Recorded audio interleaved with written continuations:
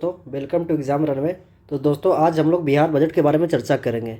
देखिए, आप बीपीएससी या बिहार का कोई भी एग्ज़ाम दे रहे हैं, स्टेट पीसीएस हो या एएडी हो, एएडीओ जो आपको एग्ज़ाम आने वाला है, या बिहार एसआई या बीएसएससी हो, तो यहाँ से आपको 3 से 4 क्वेश्चन डायरेक्टली देखने को मिल जाता है। कभी कभी तो 5-6 क्वेश्चन यहाँ से देखने को मिलता है। देखिए होता क्या है ना, बिहार का कोई भी स्टेट का एग्ज़ाम दे रहे हैं आप, तो यहाँ से आपको इकोनॉमिक्स का पोर्शन नहीं आता है। इकोनॉमिक्स 1-2 क्वेश्चन आता है, बाकी आपको बिहार बजट या सेंट्रल बजट से पूछ करके आता है, जिसमें खास करके बिहार बजट का बहुत बड़ा योगदान रहता है। तो इस क्लास के माध्यम से हम लोग चीज़ों को, फैक्ट को याद करेंगे, और आपको मैं विश्वास दिला रहा हूँ कि जब आप पूरा क्लास एक बार देख लीजिएगा तो यहाँ से सारा आपको चीज़ें समझ में आ जाएगी। ठीक है, तो इस वीडियो को पूरा देखिएगा, और वीडियो अच्छा लगे तो ज़्यादा से ज़्यादा शेयर कीजिएगा। देखिए पहले देखते हैं बिहार बजट 2025-26। देखिए बजट क्या होता है वो तो पहले समझिए। देखिए बजट जो होता है, जो आगामी आने वाले साल में सरकार कहाँ कहाँ खर्चा करेगी, इसको बजट कहते हैं। ठीक है, एक आर्थिक सर्वेक्षण होता है। आर्थिक सर्वेक्षण होता है जो पिछले साल हम लोग कार्य किए उसको समीक्षा करना, और बजट अगले आने वाले साल के बारे में समीक्षा करना। ठीक है, तो 26-27 इसलिए देखिए अगले साल का ये किया गया है। देखिए पेश कब किया गया है, 3 फरवरी 2026 को, और पेशकर्ता जो थे वित्त मंत्री थे विजेंद्र यादव। यहाँ आपको नाम देकर के फंसाएगा सम्राट चौधरी का। सम्राट चौधरी अभी जो वर्तमान में क्या है, गृह मंत्रालय है, उनको मिला है।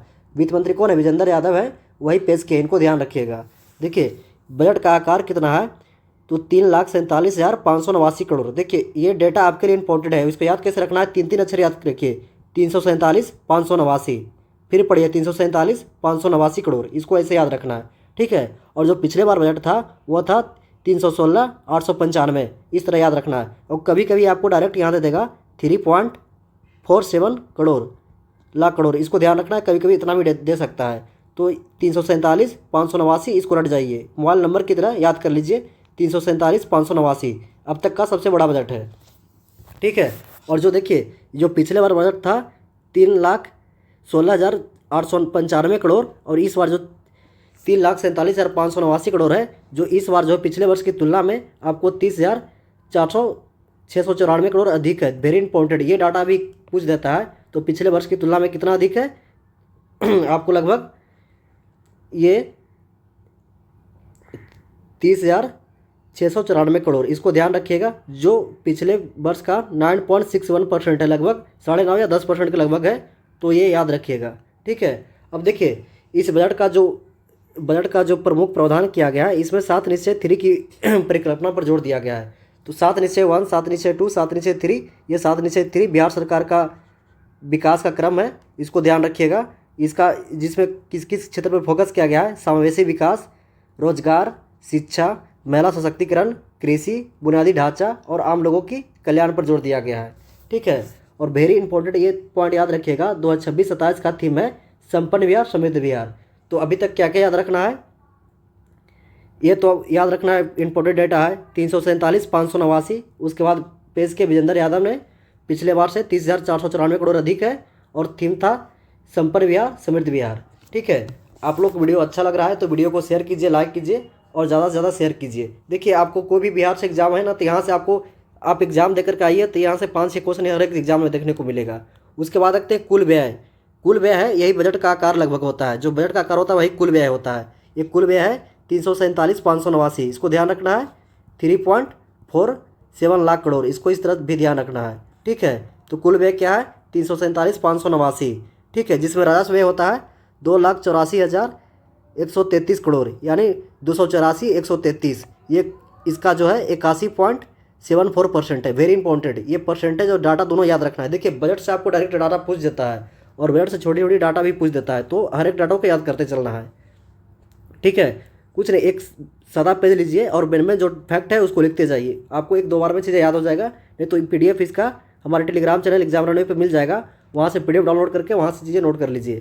ठीक है, एक होता है पूंजीगत व्यय, तो इसमें से ये घटा देंगे, कुल व्यय में से राजस्व व्यय, तो पूंजीगत व्यय प्राप्त हो जाएगा। तो पूंजीगत व्यय है 63,455, ये कुल व्यय का 18.26% है। देखिए पूंजीगत व्यय क्या होता है, वैसा व्यय जो सरकार के दीर्घकालिक निर्माण या पूंजी व्यय का निर्माण बने, और राजस्व व्यय होता है जिससे डेली का खर्चा, जैसे पेंशन हो गया, ठीक है, सरकारी कर्मचारियों का वेतन हो गया, ये सब राजस्व व्यय के अंतर्गत आता है। पूंजीगत व्यय जो सरकारी भवन का निर्माण हो गया, सड़क का निर्माण हो गया, आधारभूत संरचना का निर्माण हो गया, उसको पूंजीगत व्यय कहते हैं। तो इसको ध्यान रखना है दोनों को।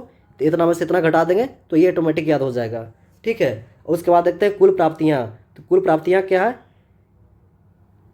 347,752, या ऐसे इसको याद रखते हैं, दो अक्षर याद रखें, 34,77,52, 34,77,52। देखिए पूंजीगत व्यय कितना था, 347,589, और ये कितना है, तो इससे ये कम ही रहेगा ना। आप व्यय, आपका व्यय जब आपका पास ज़्यादा पैसा रहेगा उससे कम ही खर्चा करते हैं ना। तो देखिए इस 347,589 याद रखिए। उसके बाद कुल प्राप्तियाँ हैं 347,752।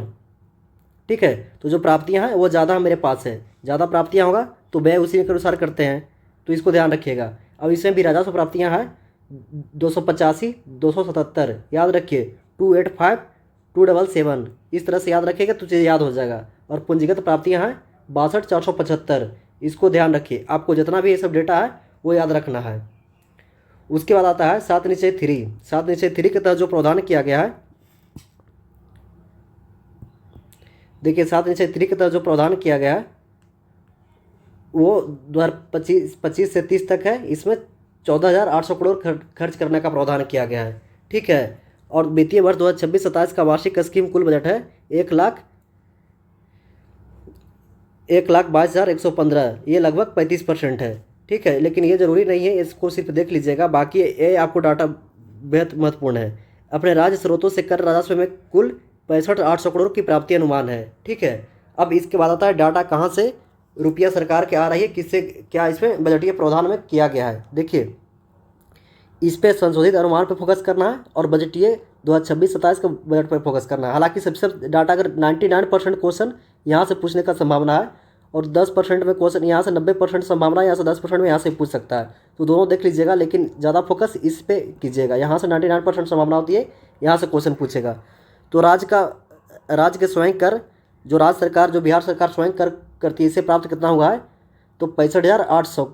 इस सब राशि करोड़ में है, इसको ध्यान रखिएगा, 65,800। उसके बाद राज्य और स्वयं गैर कर, जो राज्य के स्वयं गैर कर होता है वो आपको 94,03, इसको ध्यान रखना है। उसके बाद केंद्रीय करों में हिस्सा, वेरी इंपॉर्टेंट। देखिए ये डेटा, ये और ये तीनों आपको ध्यान रखना है। यहाँ से तीनों डेटा एग्जाम में पूछता है। आप PYQ उठा के देखिए, कोई भी एग्जाम में यहाँ से डेटा उठा के पूछ देता है। तो केंद्र सरकारों को हिस्सेदारी में मिलता है, केंद्र के करों में हिस्सेदारी जो बिहार का मिलता है वो 158, 178। देखिए याद रखिए 158, फिर इसमें 20 जोड़ दिए 78 आ गया। ठीक है। तो इसे याद रखिए, एक एक बाकी बीच में आ गया, अब 20 जोड़ दिए तो 78 आ गया। तो केंद्र सरकार का करों में हिस्सेदारी जो मिलता है वो 158, 178 याद रखना है। फिर केंद्र से सहायता अनुदान मिलता है, केंद्र सहायता अनुदान देता है वो 51,856, ये 51,856 करोड़ दे रहा है। पिछले बार कितना दिया था, तो 54,758 करोड़ दिया था। देख रहे हैं बिहार में चुनाव हो गया तो इस बार पैसा कम मिला है, इसको ध्यान रखिएगा। उसके बाद राजस्व प्राप्तियाँ होती है। तो राजस्व प्राप्तियाँ इस बार कितना हुआ है, 285, 277। ध्यान रखिए ये डेटा, ये डेटा और ये डेटा और ये चारों आपके लिए इंपॉर्टेंट है। यहाँ से कोई भी डेटा उठा करके स्टेटमेंट दे करके क्वेश्चन पूछ सकता है। तो ये कितना राजस्व प्राप्तियाँ कितना है, तो आपको 285, 277 याद रखना है। ठीक है। इसके बाद क्या है, 2026-27 में राजकोषीय घाटा 2.99% है। वेरी इंपॉर्टेंट, बिहार का राजकोषीय घाटा जो है कितना है, 2.199%। दो याद रखना है, फिर 99% पूरा याद रखना है, 2.99%। और अधिकतम जो निर्धारित किया गया है वो 3% निर्धारित है, इसको ध्यान रखिएगा। वेरी इंपॉर्टेंट, ये आपको 100% क्वेश्चन यहीं से देखने को मिलेगा। जितना मैं चीज़ें बता रहा हूँ इसके बाद आपको बजट कहीं से पढ़ने की ज़रूरत नहीं है। ठीक है। एक बार वीडियो को देख लीजिए, नहीं समझ में दोबारा देख लीजिए, उसके बाद PDF पढ़ लीजिए और एक बार 2 बार डाटा देख लीजिए। हालांकि मैं कोशिश करूँगा इससे संबंधित MCQ लाऊँ ताकि डाउट और क्लियर हो। अगर आप लोग को MCQ से सुननी चाहिए तो कमेंट कीजिएगा। ठीक है। तो राजकोषीय घाटा कितना है, 2.99%, इसको ध्यान रखिएगा। वित्तीय वर्ष 2026-27 में है जो राजस्व बजट है वो कितना है, 1143, सिर्फ इतना रखिए। राजस्व बजट कितना हुआ, 1143 करोड़, इसको ध्यान रखिएगा। उसके बाद देखते हैं हम लोग वर्ष 2026-27 के लिए SC अनुसूचित जनजातियों के लिए विशेष घटक योजना के तहत कुल कितना खर्च किया गया है, तो 19,603 करोड़। वेरी इंपॉर्टेंट, ये पूछ देगा SC के लिए बजट प्रावधान में कितना खर्च किया गया है, तो 19,603 करोड़, इसको ध्यान रखिएगा। उसके बाद ST के लिए आता है, ST के लिए कितना है, तो 1648, मतलब 16 याद रखिए और 3 इससे गुना करें, 1648, मतलब 1648 करोड़ अनुसूचित जनजातियों के लिए खर्चा किया गया है। उसके बाद शिक्षा, वेरी इंपॉर्टेंट। देखिए अब BPSC एग्जाम हो, अब कोई भी PCS एग्जाम लेवल का लेता है, BPSC एग्जाम लेता है तो शिक्षा पर ज़्यादा पूछता है। तो शिक्षा पर उच्च व्यय किया गया है। कितना व्यय किया गया है? 68,216। देखिए इसको याद कैसे करना है, 68 यहाँ 8 3 बनाइए और 216 कर दीजिए। मतलब ये मान के चलिए कि जो देखिए 6 जो है ना, 6 लिखिए, उसके बाद 8 ऐसे लग रहा है कि 3 जैसा है, ऐसे लिखिए, और 216 कैसे याद होगा? तो 6 का क्यू होता है 216, तो आपको क्या हो जाएगा? 68,216, ऐसे याद रखिए। उसके बाद होता है स्वास्थ्य पे। स्वास्थ्य पे कितना है? 21,270, 21 तो होंगे, अब उसके बाद 270। उसके बाद सड़क पे हो गया 18,176 करोड़, और कल्याण क्षेत्र पर हो गया 13,202 करोड़। इसको ध्यान रखना है, ठीक है। ये डेटा इंपॉर्टेंट है, इसके बाद ये इंपॉर्टेंट है। हालांकि जितना भी है ये पीडीएफ 2-3 बार आप लोग कर लीजिएगा, एग्जाम से पहले 1-2 बार वीडियो देख लीजिएगा, आपसे एक भी क्वेश्चन यहाँ से नहीं छूटेगा, ठीक है। देखिए इंपॉर्टेंट टॉपिक है, किसके तहत बिहार सरकार ने वृद्धजनों के लिए स्वास्थ्य सुविधाओं उनके घर पर उपलब्ध कराएगी। कह रहा है बिहार सरकार जो वृद्धजनों को उनके घर पर स्वास्थ्य सुविधाएं उपलब्ध कराएगी, तो किसके तहत कराएगी? सबका सम्मान, सबका आसान, जीवन आसान। सबका सम्मान करेंगे और जीवन आसान करेंगे, ठीक है। संपत्ति पर कर सुविधा भी दिया गया है, इसको ध्यान रखिएगा। अब कह रहा है भारत में कुल मखाना का बिहार जो है, देखिए बिहार मखाना कुल देश का मखाना का लगभग आपको कितना परसेंट करता है? 85%। Very important. कुल मखाना क्षेत्र का कितना बिहार करता है? कर ले तो 85% बिहार करता है कुल मखाना का, इसको ध्यान रखिएगा, 85% करता है, ठीक है। और लीची का लगभग 23% उत्पादन अकेले बिहार करता है, ठीक है। देखिए प्रति व्यक्ति विद्युत उपभोक्ता वर्ष 2015 में कितना था? 203 किलोवाट था, जो 2025 से बढ़कर 374 हो गया। Very important. ये डेटा कितना बार आपको एग्जाम में पूछा गया हुआ है, तो पूछ देगा। वर्तमान में 2025 में बिहार में प्रति व्यक्ति विद्युत उपभोक्ता कितना है? तो 374 किलोवाट है, इसको ध्यान रखिएगा, ठीक है, 374। उसके बाद है 16वें वित्त आयोग। 16वां वित्त आयोग जब हम पढ़ाए थे, वित्त आयोग के बारे में पढ़ाए हैं, उस क्लास को देखिएगा, वहाँ से क्वेश्चन आते हैं। 16वां वित्त आयोग के बारे में अच्छे से मैं पढ़ाया हूँ। तो उसमें एक होता है क्षैतिज बंटवारा, तो उसके तहत 16वां वित्त आयोग जो है वो पंचायती राज के तहत पंचायतों को या राज्य सरकार को अनुदान देती है। उसके तहत क्या क्या गया है? ये राशि किया गया 78-93 करोड़ में है। आपको SDRF मद में, मतलब जो आपदा सुरक्षा के लिए 1721 करोड़ है। उसके बाद पंचायती स्थानीय निकायों के लिए 4,012 करोड़। उसके बाद नगर निकायों के लिए 2160 करोड़, इसको ध्यान रखिएगा। उसके बाद देखते हैं, देखिए विभिन्न मदों में कितना खर्च किया गया है। देखिए वही दिया हुआ है आपको। ये स्वास्थ्य पे कितना किया गया है मैं पहले ही बता दिया था, 212, 21, 270, इसको ध्यान रखिएगा। ऊर्जा पे इसको ध्यान रखिएगा, और ग्रामीण विकास पे इसको ध्यान रखिएगा, ठीक है। ये किस किस पे कितना खर्च किया गया है ये देख लीजिएगा डाटा आप लोग। शिक्षा पर सबसे ज़्यादा किया गया, VVI शिक्षा पर पूछा हुआ है, तो इसको याद रखिए।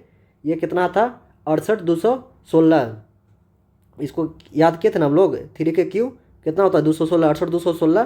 तो यहाँ 2 की जगह प्राट करना है। उसके बाद आपको ग्रामीण विकास पर हो गया, ठीक है। उसके बाद आपको स्वास्थ्य पर हो गया। दोनों तो वेरी वेरी इंपॉर्टेंट, इसको ध्यान रखिएगा। देखिए प्रमुख मद है शिक्षा पर 68,216, ग्रामीण विकास पे 23,701, और स्वास्थ्य पे 21,270, इसको ध्यान रखिएगा।